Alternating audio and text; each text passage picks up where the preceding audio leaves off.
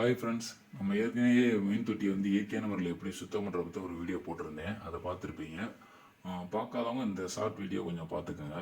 இதில் எப்படின்னா full and full cleaning பண்ணுறது மட்டும்தான் நான் இன்னைக்கு காட்ட போகிறேன்.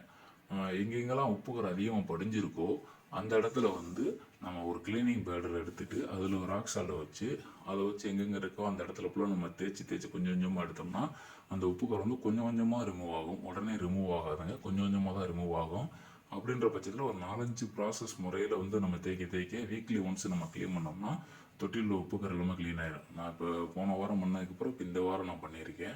இப்போ பார்த்தீங்கன்னா கொஞ்சம் கொஞ்சமாக தான் ரிமூவ் ஆகிக்கிட்டு இருக்கு. இன்னும் கண்டினியூஸாக ரிமூவ் ஆகலை. ஏன்னா கொஞ்சம் உப்புக்கரைன்றப்ப நல்லா படிஞ்சு போச்சு. இது பழைய தொட்டி, அதனால் வந்து உப்புக்கரையை உடனே என்னால் எடுக்கவும் முடியலை. கொஞ்சம் கஷ்டமாக தான் இருக்குது. இருந்தாலும் வந்து நம்ம வந்து இந்த முறையிலேயே வந்து க்ளீனிங் பண்ணி சுத்தம் பண்ணிடலான்ற பிளானில் இருக்கேன். இப்போ பார்த்தீங்கன்னா அதில் உப்புக்கரை எல்லாமே உங்களுக்கு தெரியும், பாருங்கள், தெரியுதுங்களா? இப்போ நம்ம க்ளீன் பண்ணி முடித்தோடனே வந்து வாட்டரை ஃபில் பண்ணி மீனை உள்ளே விட்டோம்.